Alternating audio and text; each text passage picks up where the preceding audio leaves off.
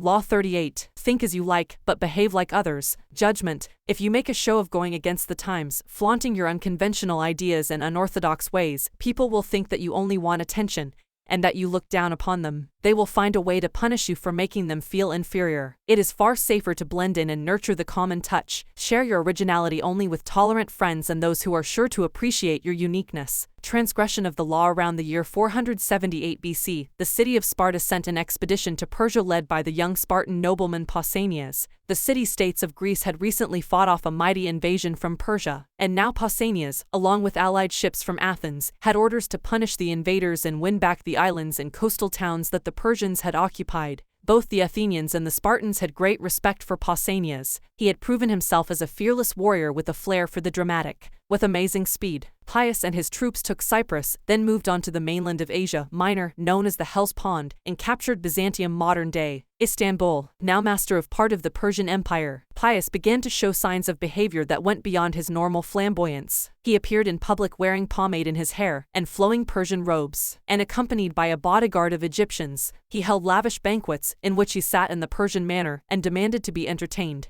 He stopped seeing his old friends, entered into communication with the Persian king Xerxes, and all in all affected the style and manner of a Persian dictator. Clearly power and success had gone to Pausanias' head. His army, Athenians and Spartans alike, at first thought this as a passing fancy. He had always been a bit exaggerated in his gestures, but when he flaunted his disdain for the Greek simple way of life and insulted the common Greek soldier, they began to feel he had gone too far. Although there was no concrete evidence for this, rumors spread that he had gone over to the other side, and that he dreamed of becoming a kind of Greek Xerxes. To quell the possibility of mutiny, the Spartans relieved Pausanias of his command and called him home. Pausanias, however, continued to dress in the Persian style, even in Sparta. After a few months, he independently hired a trireme and returned to the Hellespont, telling his compatriots he was going to continue the fight against the Persians. Actually, however, he had different plans: to make himself ruler of all Greece with the aid of Xerxes himself. The Spartans declared him a public enemy and sent a ship to capture him. Pausanias surrendered, certain that he could clear himself of the charges of treason. It did come out during the trial that during his reign as commander he had offended his fellow Greeks time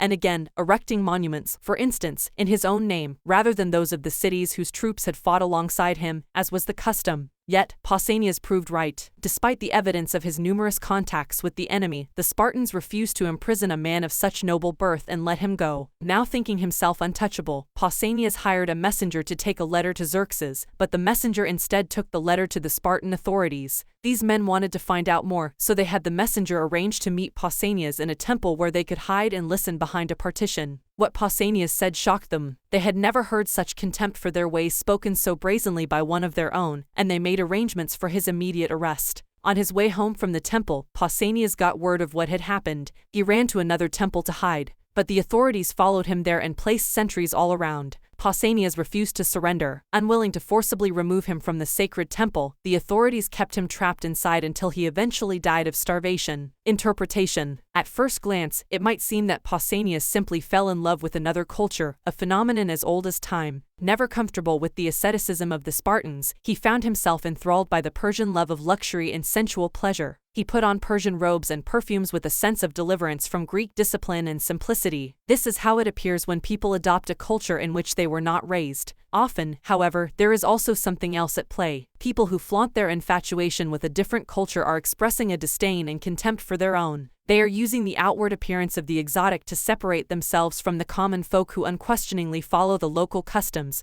and laws and to express their sense of superiority. Otherwise, they would act with more dignity, showing respect for those who do not share their desires. Indeed, their need to show their difference so dramatically often makes them disliked by the people whose beliefs they challenge, indirectly and subtly, perhaps, but offensively nonetheless. Cultures have norms that reflect centuries of shared beliefs and ideals. Do not expect to scoff at such things with impunity. You will be punished somehow, even if just through isolation, a position of real powerlessness. Many of us, like Pausanias, feel the siren call of the exotic, the foreign. Measure and moderate this desire. Flaunting your pleasure in alien ways of thinking and acting will reveal a different motive to demonstrate your superiority over your fellows. Keys to power. Wise and clever people learn early on that they can display conventional behavior and mouth conventional ideas without having to believe in them. The power these people gain from blending in is that of being left alone to have the thoughts they want to have and to express them to the people they want to express them to without suffering isolation or ostracism. Once they have established themselves in a position of power, they can try to convince a wider circle of the correctness of their ideas, perhaps working indirectly. Make a show of blending in, even going so far as to be the most zealous advocate of the prevailing orthodoxy. If you stick to conventional appearances in public, few will believe you think differently in private. Do not be so foolish as to imagine that in our own time the old orthodoxies are gone. Jonas Salk, for instance, thought science had gotten past politics and protocol, and so, in his search for a polio vaccine,